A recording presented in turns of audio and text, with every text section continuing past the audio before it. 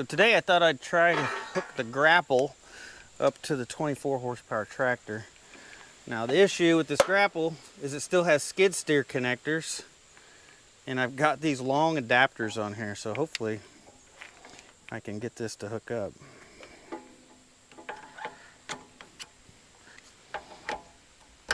Yeah, these things are really long. That makes that connection probably 9 inches long. I mean, it's a pretty long connector with that adapter on there. So the trick is when this tilts back, hopefully it's not hitting these hoses when it tilts back. At least that's what I'm thinking.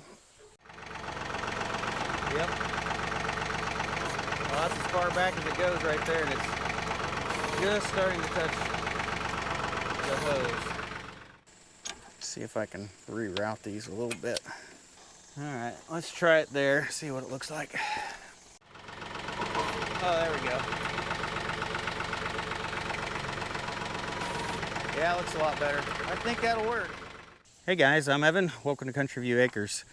So today I've got some trees that we cut down in the front of the property where we're cleaning out the fence line. I was going to try to see if I can move all that brush and stuff using the 24 horsepower tractor and the Grapple. But this Grapple is a little big for this tractor. It's about a foot wider. The tractor's about 5 feet wide, and this Grapple is 6 feet wide.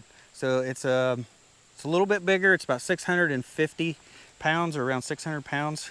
So I think ideally with the 24 horsepower tractor, you'd be wanting a Grapple closer to like 300 pounds if you could get one that light. And I know that this company, Precision Manufacturing, does make lighter Grapples for smaller tractors. But I'm gonna try this big one today. It's gonna be, you know, fairly heavy. This is gonna be the first time using a third function on this machine. It's not a true third function, it's what they call a diverter valve. So it has a solenoid up front, and it diverts the power for the tilt. It diverts that and switches it over to like the claw. And these right here, when I got it, they were pointing straight forward, and I have turned those at an angle to get these really long adapters to work. And I may just have to take these skid steer couplers off of here and just switch them to ag couplers so that I don't have to have this adapter, or vice versa. It does end up taking up a bunch of room. And for the tractor, I've got the ballast box on the back, and this is a ballast box full of pea gravel. And I think this thing weighs close to, it's got some chains and some other stuff in it as well, but this is about 700 pounds on the back to help, you know, give the tractor a little bit of weight. I don't have any liquid in the tires yet, but that is hopefully coming soon.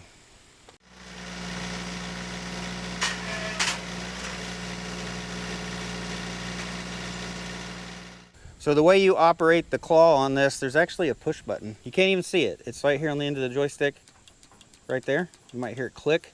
So you push down on that, and then you would go left or right, and that would open and close the claw. And then when you release, left and right is the tilt. So that's how that ends up working. So it'll be a little different to get used to. I've never operated a diverter valve setup before, so I'll have to try to learn as we go along. The only bad thing about it is you can't curl and grab at the same time. But it's still like it's like the real cost-effective way to be able to add a Grapple. And they make kits and stuff for this for your tractor. So a lot of people could add these to their tractor to get the third function fairly easily by just adding this solenoid and a few hoses to the front. But anyway, that's enough about the tractor setup. Let's go up there and start cleaning up some brush.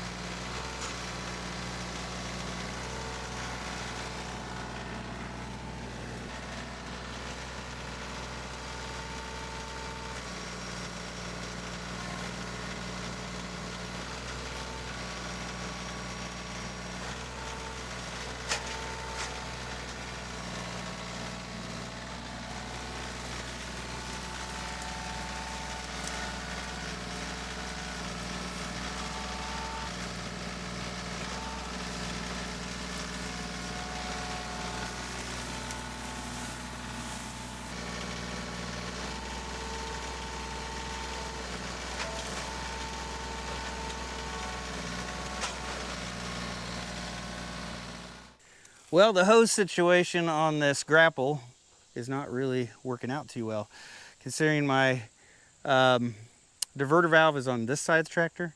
The hose is coming from the opposite side of the tractor, and when I tilt this down, it stretches it, and it actually pulls on the diverter valve with the hose.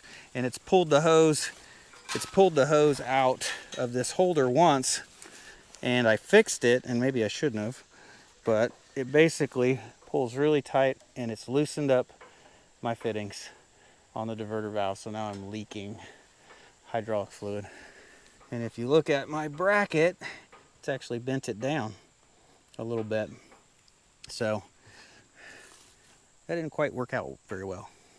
Wasn't real happy with the way it was setting up anyway, with the long connectors and the way the hose was stringing across. So I think what I'm gonna have to do, I'm gonna take this hose loose from that bracket, and I think we're gonna have to, well, we may just take it loose from that bracket and let it come down the middle a little bit better, and then maybe we'll have enough hose where it don't pull, and we may have to like zip tie it to the frame down here just to help hold it in place. And I gotta tighten those fittings back up so that they stop leaking, and we'll give it another shot. So I got my hydraulic fittings tightened up. Now I'm just putting a couple zip ties on this hydraulic hose to keep it in place here in the middle. So I guess lesson learned, just because it's set up for one tractor doesn't mean it works on the other. And then I should have checked the full range of motion to make sure that it wasn't gonna pull on the hose. I'll go ahead and do another quick check on this since I zip tied it down. I hit the diverter valve when I was driving back, and it just sprayed hydraulic fluid all over the tractor. It is a mess.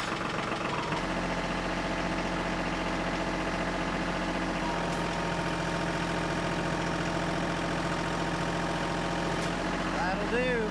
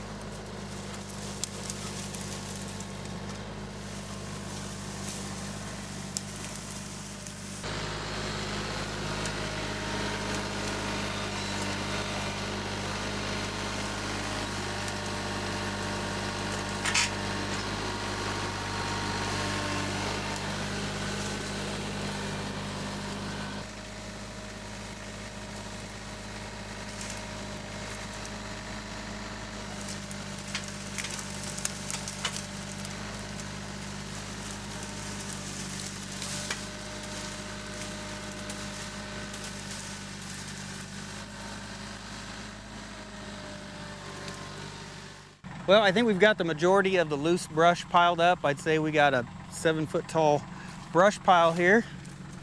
And we've got another little small pile over here that we made the other day. It's got some fencing and some fence posts mixed in it.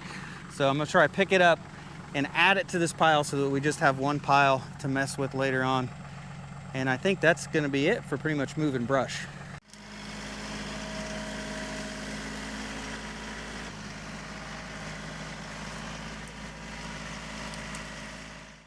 All right, all the brush is picked up and put in one pile, and it's a pretty decent sized pile, really. But today was more of an experiment for me. I was wanting to try out the Grapple on the tractor, and I know this Grapple is big for the tractor. I think this is made for 40 to 70 horsepower tractors, I think. And this is a 24 horsepower tractor. But I really wanted to try out the diverter valve, that third function. It does operate with the joystick side to side, and it was just, I wanted to try that out and see how it worked. I kept on getting it backwards because I don't have that muscle memory, but overall, I mean, everything operates the same, and really everything just worked fine. It was just a little bit I think for me is a learning curve, trying to get the right motions down. But the big, I guess, disappointment was the hose situation.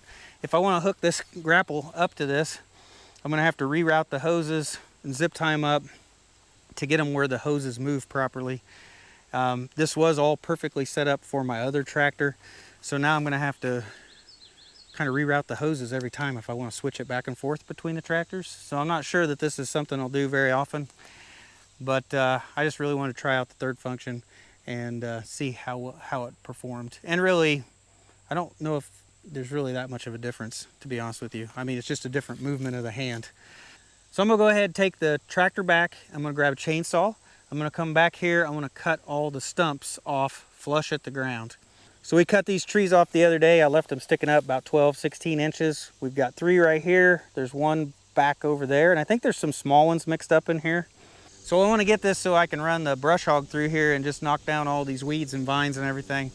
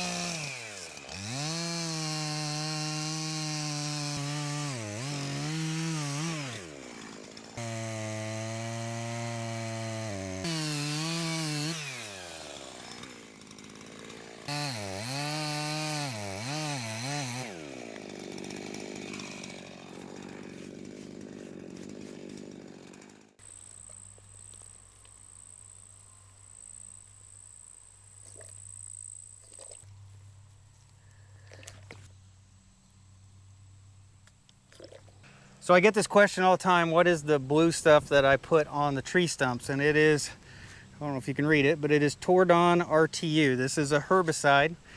You put it on a fresh cut of a stump and it works down into the roots and it keeps the tree from growing back. It basically kills the roots. I've had people ask me if this makes the stump rot away quicker, and no, I don't think it does. I think it just kills the roots. I don't think it's a stump remover. It's just a stump killer. I brought the pole saw out here with me because I got a couple more limbs to cut off this tree so that the cab tractor will fit underneath.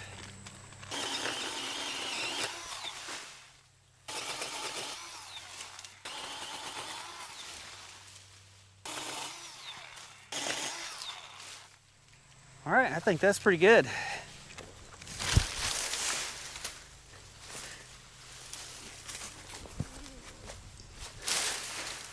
There we go. Well, I think I'm done working on the fence row today. I think one more day out here and we'll be able to clean up right down at the end, and we'll be able to clean out the rest of this fence row. And once we do that, we'll be cleaned out at least to the pasture fence right there. So one more time, I think we'll have this section done, and then we can start putting some fence through here. But I think for now, I'm gonna move on and take care of some of the chores.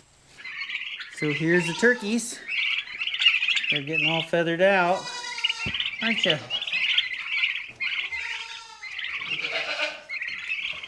So this isn't a heat lamp, this is just a regular light bulb.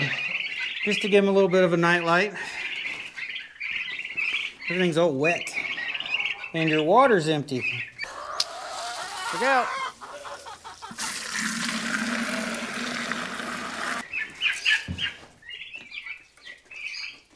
Hold on.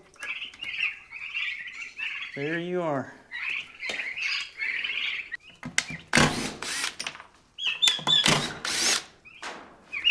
All right. I'm gonna take this divider out of here so the turkey's got the whole room now. Here we go.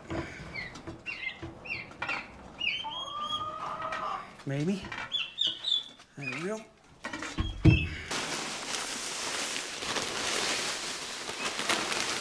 You gotta spread that out.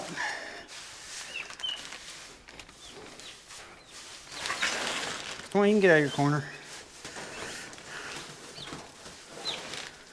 you guys can have a big feeder.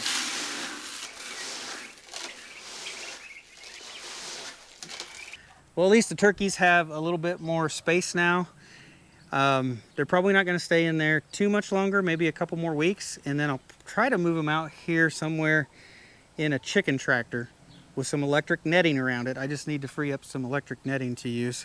And we'll probably run them in a chicken tractor until they're probably about 3 pounds or so. And then we'll try to move them into, we'll try to make something bigger for them to be able to roost in as we grow them out the rest of the way. I still need to figure that out. Still need to build something for that. But at least they have some more space for now. All the other animals are doing good. Sheep are doing good. Maya, the milk cow over here, she's doing good. Still got all the chickens. Haven't lost any chickens yet. And these new ones, they roam everywhere. They get out of the fence. They get over in the steers. They get over by the pigs. I mean, they get everywhere. And we have been lucky not to lose any of them so far. But for right now, I think what I'm going to do is I'm going to run over and try to harvest a little bit in the garden tonight before calling it a day. So the garden is overgrown with weeds. It is a little bit embarrassing, but we do have some really good plants out here that are producing well, even though we have weeds in a lot of other areas. So we are getting probably, I don't know, 6 to 10 zucchini a week. We're trying to just give them away, feed them to the pigs and the chickens. And we've got pumpkins and watermelon plants just spreading everywhere. But tonight I'm going to see if I can find any tomatoes. We don't have hardly any turning red yet because we got them planted so late. And Rebecca wants some jalapeno peppers to make some poppers out of. So our sweet corn's just starting to come in, and then this right here is zucchinis through here, and then there's a bunch of weeds. We'll ignore those. Bunch of weeds off to the side. But these zucchinis, this plant right here is at least 4 foot tall, and it is doing really well. See if we can find some zucchinis in here. We've got like 6 of these, I think. A couple of these are getting a little big. So there's one. This one's, I think, a little too big back here. And there's another one. That's getting too big. There's another one. You can't keep up with these things, man. They just get too big on you. Another couple that are too big. So what Rebecca's been doing to feed these big squash to the pigs is you'll give them like slices and they'll eat on it a little bit or eat the center out of it. But she runs them through the food processor, through like the julienne one where it makes like little noodles out of these. And she feeds them to the pigs and they just gobble them up. So we got blue Hubbard squash to grow this year. And they're huge. I'm gonna put my hand on here. Look how big that is compared to my hand. That is crazy. Got another one growing back there. And these are still white. They got a ways to go. You got to wait till the stem gets dry before these are ready. And they think they're stored from like 6 to 7 months. So right here is another pumpkin. It's a Connecticut field pumpkin. You can see that's going to be a nice sized pumpkin right there. And there's 2 watermelons next to each other. Oh, wait, there's a third one. There's another one right back there. Kind of hard to see. Yeah, so a bunch of the squash and the watermelons and stuff have all vined out and are intermixed through this area right here. And intermixed with the weeds as well. Like I said, it's fairly weedy, but we are getting production. See if we can get a few jalapenos for poppers. That one's not a bad size. So we've got some really big tomatoes on this plant, but there is none there. Pan around here, you can see all the tomatoes here. And none of the tomatoes seem to be red. Oh wait, I think I see one. Yeah, there's one red tomato. Well, I'm pretty sure that this tomato plant ended up being like cherry tomatoes. Definitely a grape or a cherry tomato. Let's have to see whether it's sweet or not. All right, there's everything that I ended up picking in the garden tonight. And I know we'll be eating the jalapenos probably tonight. Well guys, I think that's it for today's video. My arms are itching like crazy. Like every night I get out there and I get in the zucchinis and pick the zucchinis and my arms just itch like crazy afterwards. And I think that's what's doing it. But, oh man, my arm is like, I probably ain't gonna show up on video. My arm is starting to turn red. It's like, looks like it's gonna break out. So maybe it's not the zucchinis. Maybe I got into some poison in that fence row. And that's probably a cue. I need to go inside and get cleaned up and try to wash my arms up. But man, they are itching like crazy, kind of stinging a little bit. But I also need to get these these vegetables inside, get them cleaned up, and then hopefully we can have some jalapeno poppers tonight for supper. But I think that's going to be it for this video. I think especially as itchy as my arms are, I'm going to go call it a day. So thanks for watching, guys. I'll see you in the next one.